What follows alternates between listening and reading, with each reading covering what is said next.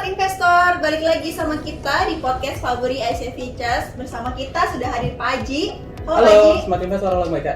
Oke, sebelum kita lebih lanjut membahas tentang apa aja yang ada di dunia features atau Faburi IC Features, jangan lupa buat teman-teman yang ingin bertanya, jangan lupa komen, Like, share, follow Faburi Features Jakarta untuk mendapatkan informasi terupdate dari kita.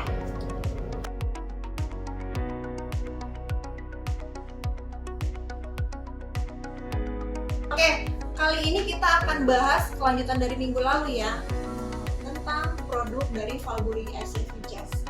Nah, kita kan tahu ya, untuk sekarang di kaum milenial apalagi lagi happening banget nih untuk masalah trading gitu.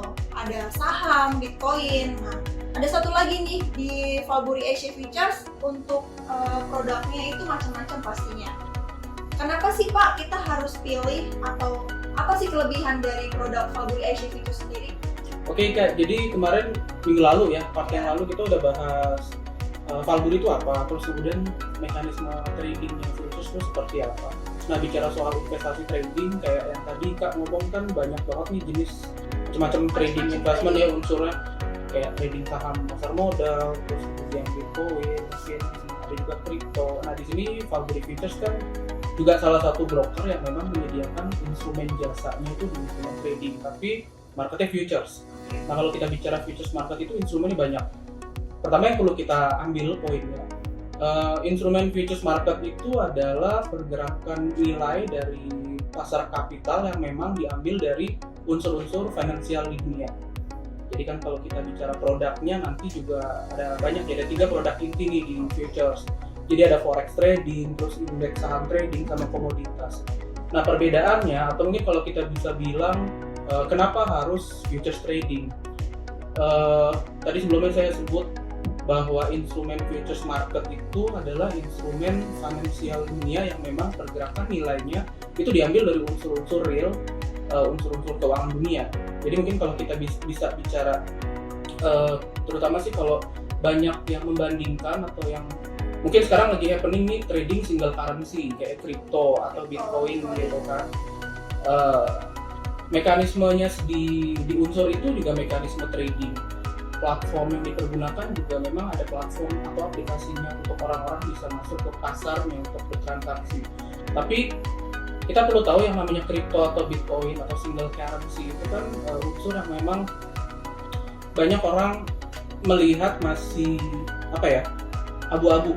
Mereka tuh pasarnya ada di mana, nilai-nilainya tuh apa yang bergerak di dalamnya. Oke lah, memang bisa dibilang currency juga misalnya. Cuman pada saat kita masuk ke dalam satu instrumen currency atau mata uang, nilai mata uang yang biasa kita kenal itu kan adalah perputaran di dalam selisih 2 nilai. Jadi misalnya antara mata uang A ke mata uang B. Nah, jadi transaksi yang terlibatkan itu melibatkan 2 nilai mata uang, dan itu hanya ada terlibat di instrumen forex. Dan forex masuk ke instrumennya futures trading. Nah, jadi mungkin yang bisa kita ambil nih poin plusnya, kalau kita bertransaksi di instrumennya futures, ya di situ berarti kita sudah masuk ke dalam pasar finansial yang real. Jadi pada saat kita bertransaksi di dalamnya, keterlibatan nilai, terus kemudian nilai-nilai yang berputar di bursanya itu kita bisa analisa juga dengan menggunakan tools analisa yang memang ada teorinya berkaitan dengan instrumen finansial itu bergerak, asalnya dari mana, penyebabnya apa gitu lah. Nah, terus kalau misalnya kita mau perbandingkan antara futures market sama pasar modal atau sekuritas, dua instrumen ini dua instrumen yang bursanya beda, area pergerakan nilainya atau marketnya itu beda. Kalau bicara pasar modal kan lokal market, dan itu instrumen yang terlibat di dalamnya hanya instrumen nilai saham perusahaan dan areanya lokal. Jadi saham-saham lokal. Tapi kalau yang futures kan global market, global. Jadi di antara 2 pasar yang berbeda ini tingkat likuiditasnya juga berbeda. Tapi kalau bicara apakah pasar modal atau sekuritas market itu instrumen finansial real, jawabannya iya, sama. Cuman memang berada di area market, cakupan market yang berbeda. Dan karena likuiditasnya beda, sehingga mekanisme transaksi tradingnya seperti yang kemarin kita udah bahas ya, transaksi 2 arah dan 1 arah itu berbeda juga. Nah, kalau di 2 scoop antara futures dan sekuritas, pengaruh perbedaan berikutnya adalah peluang si investor atau nasabahnya juga beda. Antara transaksi trading yang satu arah di pasar modal hanya terlibat satu arah aja, berarti si nasabah bisanya cuma beli doang kan. Tapi kalau di futures market kan dua arah, jadi fleksibilitas bertransaksi peluangnya juga lebih besar. Perbedaannya itu. Jadi mungkin di sini sih saya nggak bilang harus trading di futures atau harus trading di instrumen single currency misalnya. Ya balik lagi kalau misalnya diumumkan melihat mana yang menurut mereka lebih convenience dan memang lebih bisa masuk ke pasarnya nih. Kita harus bisa melihat bahwa instrumen yang real di bidang finansial ya adanya di either futures market atau sekuritas market seperti itu. Berarti tapi kan sebenarnya kalau untuk yang anak milenial sekarang itu kan mungkin lebih banyak tahunya itu kayak cuma Bitcoin, crypto juga gitu ya. Kayak yang membuat kelebihan dari pasar futures sendiri itu apa sih Pak? Biar teman-teman juga tahu nih ya. Biar jadi fokusnya hanya di yang mereka tahu aja kayak Bitcoin atau segala macam.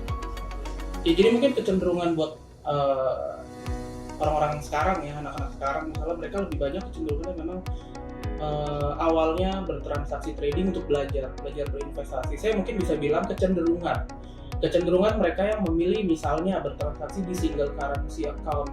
Single currency account itu memang memungkinkan untuk bisa mempunyai modal dengan skala yang memang kecil banget. Sementara kalau kita bicara marketnya futures trading, khususnya untuk brokerage yang memang unregulated, yang di bawah regulasi, di situ memang ada kecukupan modal yang memang range-nya bisa dibilang skalanya reguler. Tapi kalau Valbury sendiri kan kita bisa punya range modal yang memang skalanya fleksibel ya, di bawah regular itu juga bisa. Saya rasa sih memang kecenderungan di situ yang membuat orang lebih banyak nih. Kayak misalnya mau nyoba trading itu lebih coba deh saya trading di Bitcoin dulu misalnya gitu kan. Untuk belajar sebenarnya. Tapi kalau misalnya kita mau real investment dengan masuk ke dalam instrumen market atau nilai market yang real, ya adanya di bursa futures. Lagian kan juga kita sebenarnya di futures bisa juga belajar gitu loh. Jadi kan nanti buat teman-teman nih di rumah atau smart investor di rumah, mereka kalau mau start how to trade, terus mereka mau start saya mau coba trading tapi nggak pakai duit aslinya dulu, bisa nggak sih? Bisa kan, kita punya platform MetaTrader, di situ bisa punya demo akun ya kan. Nanti teman-teman atau smart investor juga bisa pilih kita mau trading di antara forex market atau indeks saham atau komoditas. Kita bisa pilih di harga yang real marketnya gitu loh. Nah jadi kita di situ bisa dapat knowledge juga, kita bisa dapat kesimpulan atau misalnya kita dapat pemahaman bahwa market yang sebenarnya tuh memang ya seperti ini, real financial market gitu, bukan yang misalnya kayak di Bitcoin kayak gitu. Nah tapi memang balik lagi untuk keputusan, setiap orang pasti punya keputusan masing-masing ya. Nah kalau kita kan di Valbury ini hadir hanya untuk bisa dibilang memberikan fasilitas di tengah masyarakat atau para smart investor yang memang ingin berada di satu instrumen finansial yang jelas. Baik itu rule, regulasi, pastinya aman kayak gitu. Nah terus kemudian bicara soal marketing kan nanti kita kan bahas lebih rinci ya sedikit ya. Ada forex, ada indeks saham, terus kemudian ada komoditas juga kayak gitu sih. Mungkin berbagai macam market yang tadi yang saya sebutin, yang kita sebut, sebenarnya itu selling point-nya juga. Kenapa sih smart investor harus milihnya tuh trading futures financial market itu ya, karena emang khususnya kalau di Valbury ya, Valbury punya banyak market yang bisa diambil untuk berinvestasi macam-macam. Berarti kalau misalkan kita mau coba atau mau belajar nih, itu pakai platformnya MetaTrader. Kita pakai MetaTrader 4. Itu bisa di-download di mana aja, di Android ataupun Apple. Iya. Kita bisa akses, kita bisa download di dua operating system devices yang lagi populer, bukan populer sih, cuma ada dua itu doang kan, iOS sama Android. Nah di situ udah bisa di-download. Untuk aksesnya maksudnya kita bisa mengakses di handphone atau di tablet atau mungkin di PC juga bisa untuk PC. Nah di situ ada aplikasi, di dalam aplikasinya kita bisa buka akun demo dulu seperti yang tadi saya bilang. Di untuk demo belajar ya. Untuk belajar kita jadi bisa nggak pakai modal yang real. Belum pakai duit realnya gitu kan. Nah pada saat masuk ke demo, pada saat smart investor pilih broker server brokernya Valbury Asia Futures Demo. Di situ kita semua atau smart investor masuk ke dalam real price, harga yang real sama seperti di real, maksudnya di akun real gitu loh. Nah, jadi kita bisa dapat sama demo atau real sama harganya. Harga yang running sama. Jadi feel yang kita dapat pada saat kita demo itu sama seperti realnya. Nah, nanti pada saat smart investor udah dapat pemahaman, edukasinya udah cukup nih untuk tradingnya seperti apa, masuk ke real account, udah berarti kita tinggal lanjutin aja. Tinggal lanjutin untuk trading. Di situ pastinya banyak produk yang tadi Iya. sebutkan ya. Jadi pada tinggal belajar aja mau pilih yang mana. Tinggal gitu. belajar, analisanya di dalam. Ya pokoknya rajin-rajin update berita analisa. Kalau kita mau trading kan harus siap. Ada analisanya ya, nggak asal klik-klik aja ya. Oke. Gitu.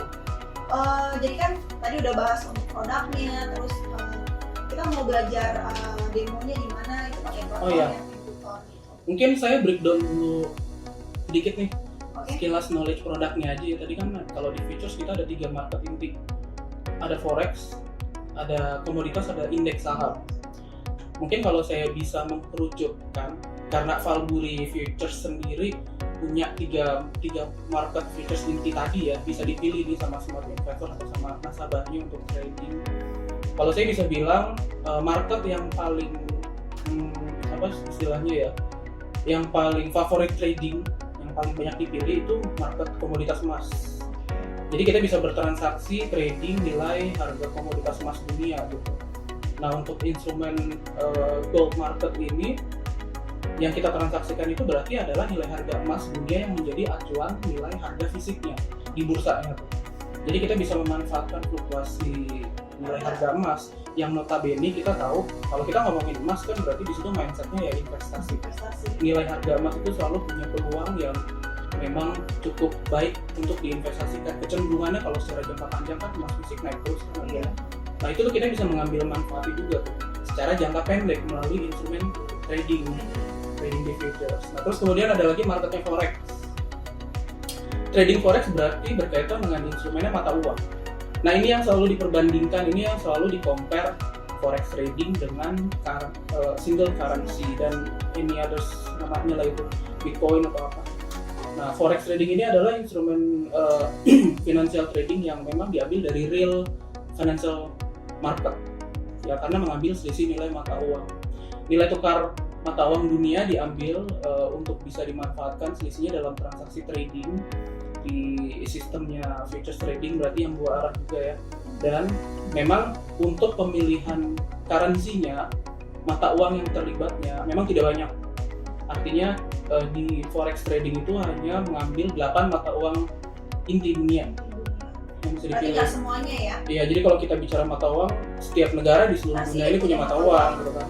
Atau kalau misalnya kita bicara fisik nih, forex itu secara fisik ditransaksiin nggak sih? Kalau emas kan tadi fisik ada jelas jual beli emas gitu kan.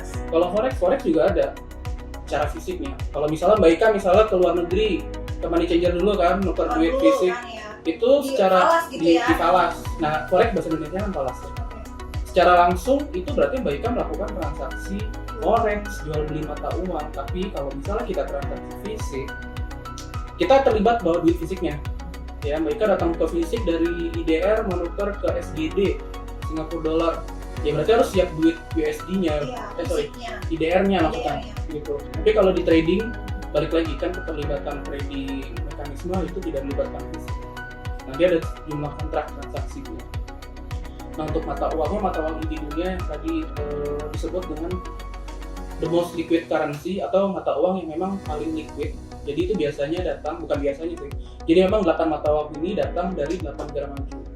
Kayak misalnya USD, Euro, Yen, terus kemudian Australian Dollar, GBP, kayak gitu.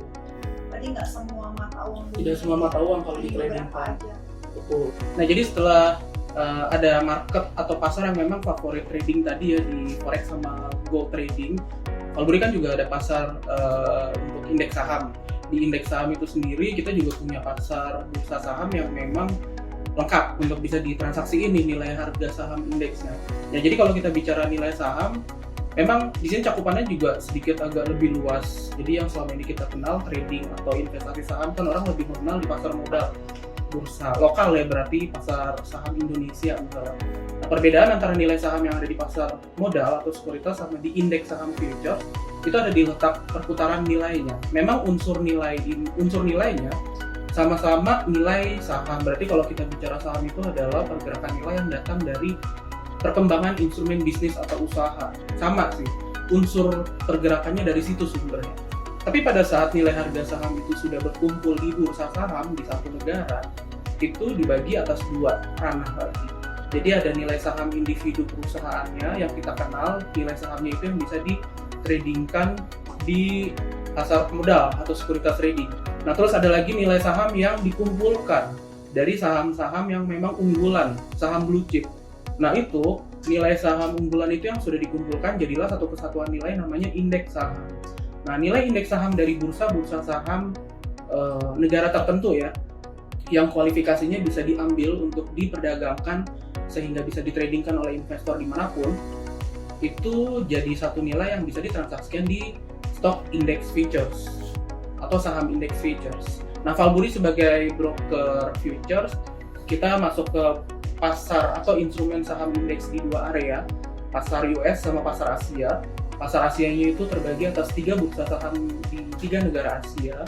Kita ada Nikkei dari saham negara Jepang, kita ada Hang Seng bursa saham negara Hong Kong, yang terakhir kita ada Kospi bursa saham dari Korea Selatan.